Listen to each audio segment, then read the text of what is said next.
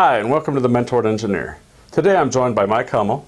Mike is in the service industry and of a company that about 160 employees. He has 16 direct reports, and he deals with all the management of that staff and how to hire them, and also to make sure that they don't get fired or in front of any disciplinary action, which is why we're here today. We're going to talk about how not to get fired. I know it seems so simple to not get fired, but literally there are such easy ways to leverage your status in front of your employer to not get fired. So Mike, why don't you lead us through a couple of those? First way not to get fired is show up to work. Attendance is very important. Those who are tardy often, those who call out often, you might have noticed they don't stay with your company very long, especially tardiness. Tardiness is an easy way to terminate an employee who is a poor performer. And a lot of the topics we're going to talk about, people who are incompetent, that's not usually a way that people are terminated. Behaviors are so much easier than performance. Really? Mm-hmm. So Mike, do you think this is why a lot of companies have attendance policies?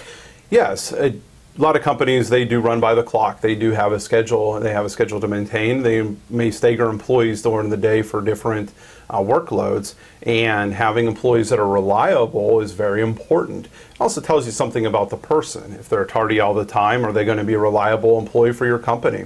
Probably not. They might not last very long. Good. Yeah, it's very important to just show up.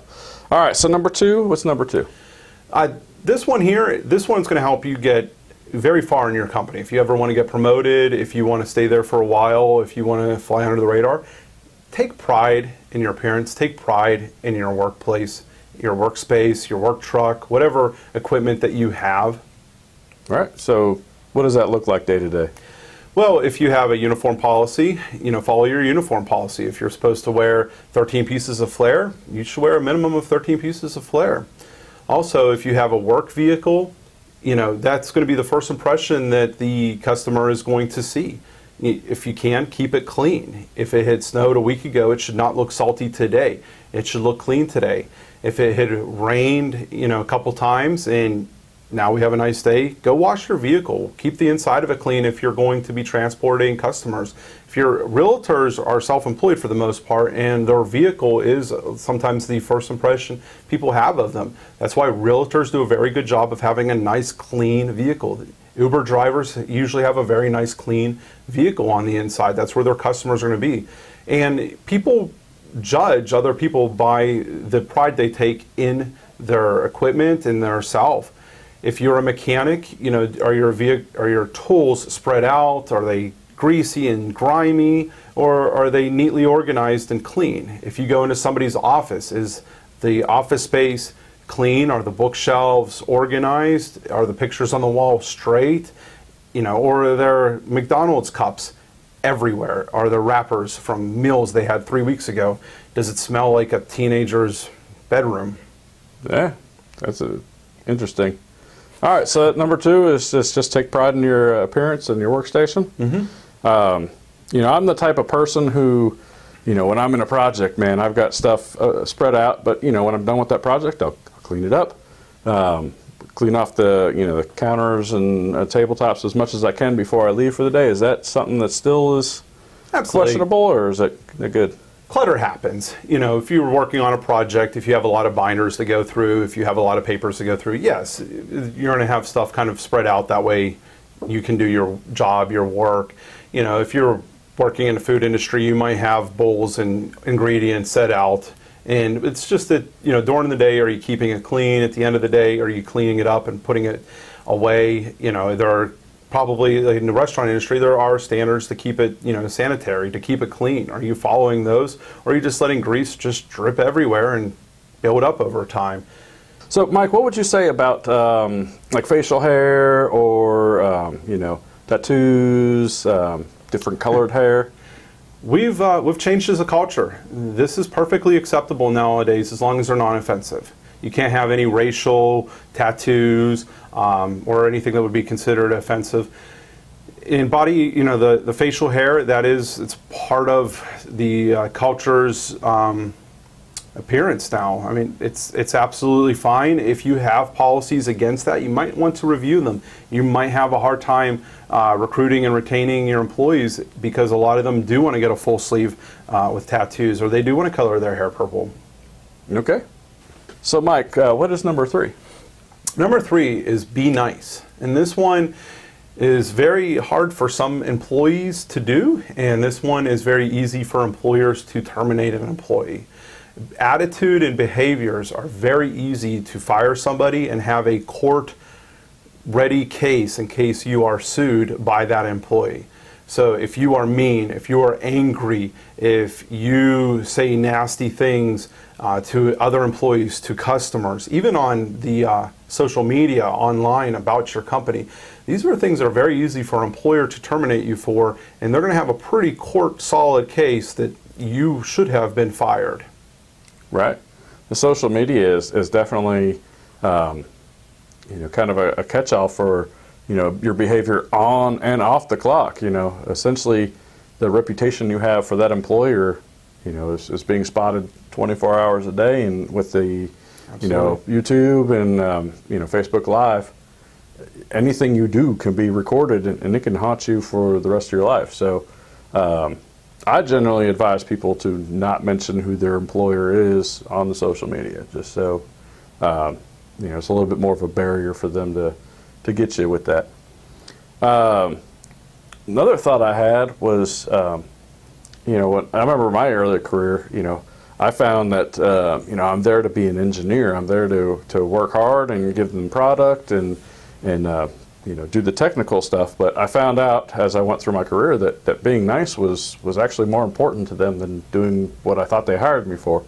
So you just remember that first and foremost, that you're there to be nice. That's what you're getting paid for, and you also do engineering. All right. So the number 3 was be nice. What's number 4? Number 4, this, especially if you're a new employee, just try your best, try your hardest, and this has a few different levels. So if you're trying to learn a skill or you're trying to learn a new computer program, you know, just continue to try. And it's very hard to walk into any job out there and just immediately take off, be by yourself, and be a productive person. You're going to have to learn their equipment. You're going to have to learn their computer programs. You're going to have to learn their policies. You're going to have to, you know, learn the layout of the building, or the lay of the land, so to speak. And that's going to take a little bit of time. Try your hardest. If you give up and you have an attitude that you are not trying, employers are not going to want to retain you. Even if you're just not proficient in whatever you're doing, and it takes a lot longer to train you than other employees, as long as they see that you are just absolutely giving it your all, they're going to have so much more patience with you. They're going to have so much more, they're going to give you so much more time to learn how to do those skills. And a lot of this too has to come with the policies. They're going to give you a policy manual. As long as a policy doesn't violate your principles, you probably should follow the policy.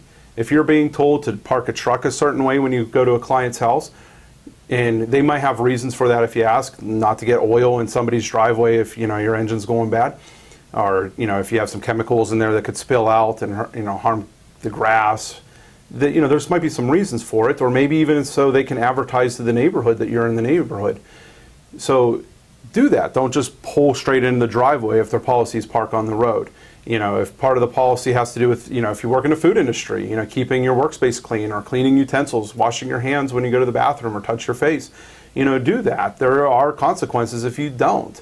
So follow those policies. You know, some of the policies, for the most part, there could be somewhat of a slight inconvenience. You know, if I'm a smoker and this is my office, I might want to smoke in here. But the policy might tell me to go out to a designated area, and that's just inconvenient for me. But as long as it doesn't violate your principles, you know, try to follow those policies. If you violate policies, that's an easy way to get rid of an employee. You know, don't be fired for just not following a simple policy. It's not smart. True. Mm-hmm.